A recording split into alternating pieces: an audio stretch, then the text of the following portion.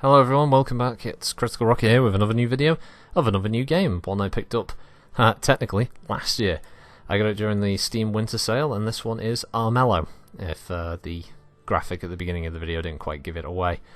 Armello is a 4-player tabletop fantasy board game, basically with the anthropomorphic characters over the more traditional pen and paper kind of D&D type, humans, elves and dwarves and such. Basically, the characters represent 4 different clans of the Kingdom of Armello who are all vying for control, or to alternatively save the kingdom and its king from the dangers of the rot. The game can be played solo against 3 AI players, or you can play online with a maximum of 4. So, essentially, the game is played on a hex grid that represents the Kingdom of Armello. It's broken into different types of hexes. Things like swamps that'll injure you, stone circles that'll heal you, dungeons to explore that give you random things like gold or certain quest items, that kind of thing. They can even kind of spawn monsters and teleport you around if you're not careful. Towns that'll generate money for you when you sort of enter them. It kind of counts you as capping them in a way. Mountains that will give you extra defense, forests that you can hide in for stealthy attacks, and just plain old fields that don't really do much for you. Every round, players can get hold of different cards, which are very beautifully animated. Every single card has some form of minor animation on it that I think really helps. It brings it to life a bit more. And there's quite a few cards to collect in the game as well. The more you play it, the more cards you unlock that you can look at as you play. And yeah, the idea is that you're going to use your wits and your combat skills basically to outfox and defeat the other players in the game, while also trying to find a way, as I said earlier, either to overthrow the king, either through force, or through magic, or through prestige, or the alternative route is to try and save him, which I found us to be the more difficult of the 2 routes, personally, which I think is nice, that it isn't as common as the other routes. Basically, the idea is that the king has been infected with a magical plague of some kind that's called the Rot, and it's making him go mental. He's got a mad king, and he, every turn, descends further and further into madness, but each turn he loses 1 hit point. So it kind of puts an arbitrary limit on the game, time-wise. I think you can end a match of Armello in, at least against the AI, in about 30 minutes to 40 minutes on average, but they can go longer, up to an hour, depending on certain actions that the AI take, or how aggressive you're being, that kind of thing. And yeah, ultimately the game has a lot of replayability. It's very playable for new players and for old players alike. It has very straightforward mechanics. It doesn't bog you down in a lot of overly complex and sometimes unnecessary rules like some board games can have. But the mechanics work well enough that it gives it depth, while also keeping it nice and easy to have repeat playthroughs without having to worry about having to check a rule book every 5 seconds, that kind of thing. It has a really, really nice art style, nice music in the game as well. There's no voice acting or anything. It's not really necessary. You don't expect that when you play any other board game adaptations, really, do you? And yeah, straight up for the more in-depth look at it, though. This is combat, as you can see here. When you come up, this is the player from the rabbit clan called Barnaby, taking on one of the NPC monsters that can spawn called a Bane, which is a rot monster of some description. And the different characters have different strengths and abilities that can be used to give you an advantage, a slight advantage in combat, or being able to allow you to pass certain tests known as perils in the game with ease. And every kind of character in every class, or every kind of character in every clan has a different kind of play style. The rabbits are a bit more of a mix of everything. Bit of a spellcaster, a bit of a fighter. The wolves are a bit more combat oriented. The bear clan are a bit more magic oriented, and the rat clan are a bit more around the diplomatic side, using trickery and other abilities to get the advantage over their opponents. Each player can only move 3 hexes per turn, and either through magical equipment or through spells. You can move a bit quicker, but it's generally just 3 every turn, and different hexes have different effects. As I said, like stone circles will heal you.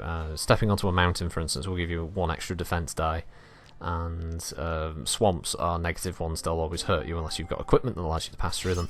But there's tons of little nuances to the cards as you play that will give you like different benefits, and Sometimes certain cards come with a price, being able to say gain a level in rot, with rot being a type of darkness. As I said, it's like a magical curse, but the rot will allow your character to be a little bit stronger in combat at the expense sometimes of your life. Once you gain too much rot, your character will start to die unless they kill other living beings to regenerate their hit points. But the rot making you stronger also has other drawbacks. Things like, for instance, taking on the king. The king will have a much higher rot than you will, and thus he gets extra die when you fight him. So sometimes it's not always that good unless you can somehow like massively buff up your rot score so you can actually overwhelm the king, and that is one of the victory types you can have in the game. There's a rot victory, where basically you just become the next mad tyrant on the throne, which is kind of cool. The other one is prestige, which, funnily enough, here you can see in the video, the player has the highest prestige by the end of the game, either when the king is killed or when the king succumbs to the rot himself and he just dies. The prestige leader will become the winner of the game. There's the Spirit Stone victory, where you cleanse the king and the realm of the rot, which I think is the hardest one, because you need to gather 4 of these stones dotted around the map, and obviously the other players can kind of hinder you in that, or they can be chasing the stones themselves.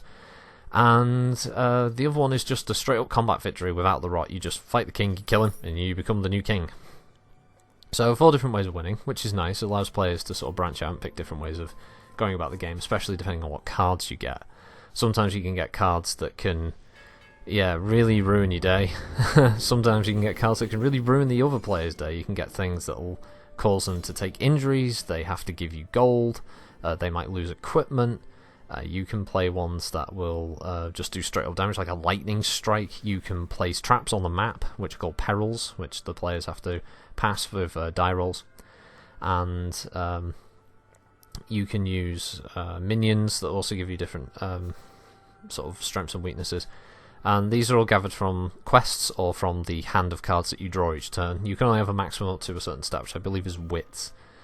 Some characters have obviously less wits, and some characters have much higher scores, so they can carry more cards. Cards, though, generally have gold cost, so unless you've got a good income every turn, either again through use of trickery cards or controlling multiple towns, that kind of thing, or going on to dungeons, which can sometimes give you about 5 coins every time you go on. It's quite good.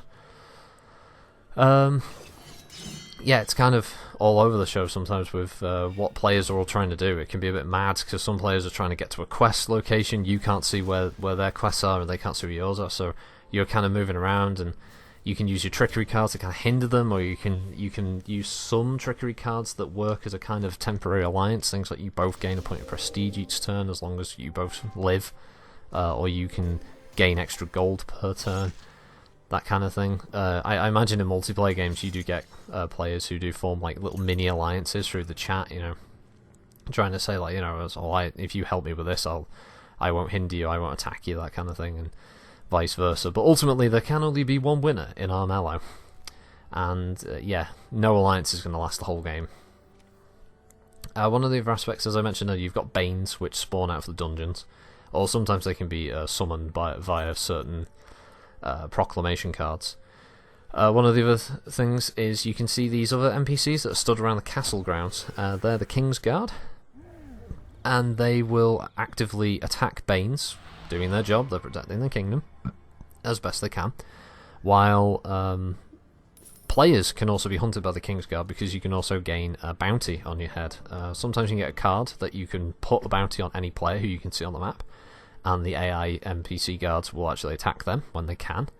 They're not particularly strong, but they are a hindrance, and attacking a guard who's always neutral, they don't go after you of their own accord, but they will randomly move around the map, so they can be a little bit annoying. They can sort of slow you down a bit, but that'll put a bounty on your head. Basically, if a player gets a bounty on their head and you attack that player and kill him, you get bonus prestige, you get bonus gold. So there is a reason to want to go after wanted people. Players can also attack each other any time they want, which will obviously give you extra prestige for beating an opposing clan member, or even members of your own clan. I mean, there are 2 of every clan at the moment: 2 wolves, 2 rabbits, 2 rats, 2 bears. I believe the max they're going to go up to is 12 as the finished product, or possibly more. I could definitely see this game getting a lot more in the way of expansions going forward, maybe even other clans. But defeating other players, if you think you're hard enough, basically, can grant you that little bit of prestige, and it sends them back to their starting point, which is kind of useful when you want to get to a questing location that they might be hanging around near. But yeah, I think the game is very approachable. I was surprised because I'm not like the most avid board game player, but something about this kind of caught my eye, and it wasn't the price on the sale, it was just the fact that it looks nice. It's got some really simple mechanics that are very easy to pick up, very easy to grasp. As a newbie, I felt very comfortable with moving around the map, using my cards to grant me certain abilities, like being able to equip items or call upon different minions to help if I could get them as quest rewards. The game has a really nice sort of narrative tutorial that help you get into things, especially playing as the different characters and learning their different skills and powers. I'd say probably the only detriment the game has got is the one map, which never seems to change. It's always the same layout, so if you get used to the map and knowing maybe the best route to move around when you from different start positions, especially knowing what kind of quest to go for first, I could see it maybe getting a little old quick in that regard, but hopefully League of Geeks will rectify that by adding some new maps, or at least giving some kind of like random element to it, the way that the map is laid out, so it's different every time.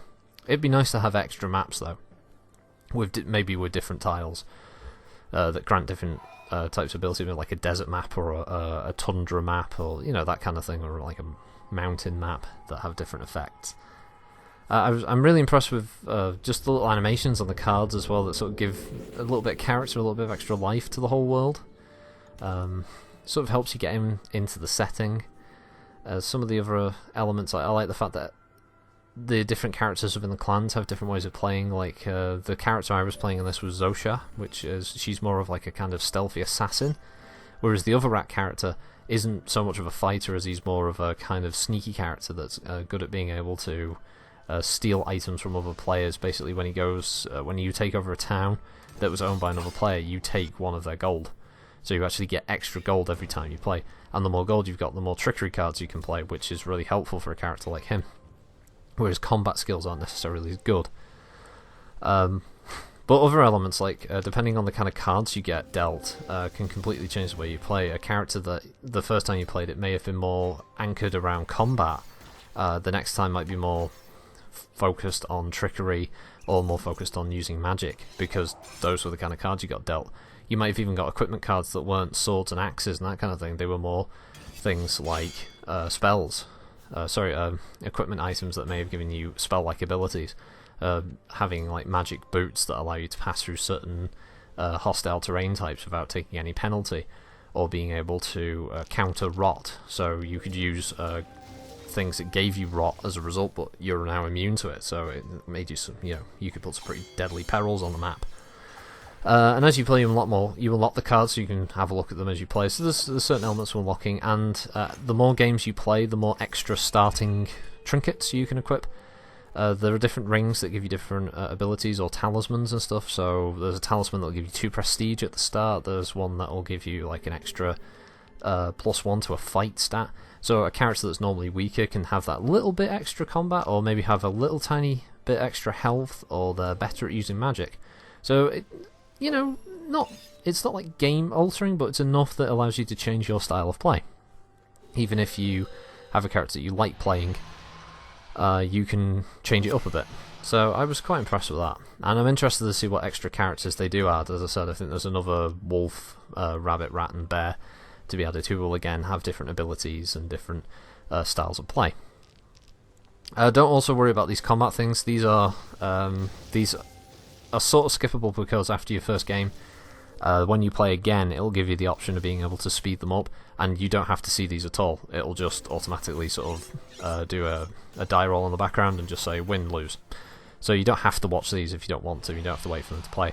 I like watching them because I like the little animations, and just sometimes seeing the crazy fucking dice rolls that they can get. You can just like go, whoa, he's got like 8 attack, or he's got like, I think the highest I've seen is 12.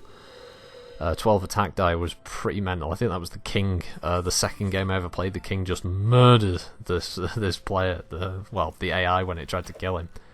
I usually try and play it as a sneaky bastard, trying to get prestige wins, because it's kind of easy to get a prestige win once you start getting on a roll like that. But yeah, I imagine online with friends it's quite good. I'm not so sure about random people, but yeah, I could see this being fun with friends, and it's quite fun against the AI, and you know, it's not that expensive a title either. It's only about £15 on Steam. I got it for about 11 on the sale. But yeah, I'll probably do a Twitch stream of this so you can see a full match, and I can explain a lot more of these icons around the screen and stuff, and yeah, I'll probably link it in this video once I've done it. So just wanted to give you that little look into it, if that's the kind of thing you're into, board games and that kind of thing, and something a bit more interesting. I'd definitely give Armello a look. So thanks for watching, folks. You have a good one. Critical Rocket, signing out.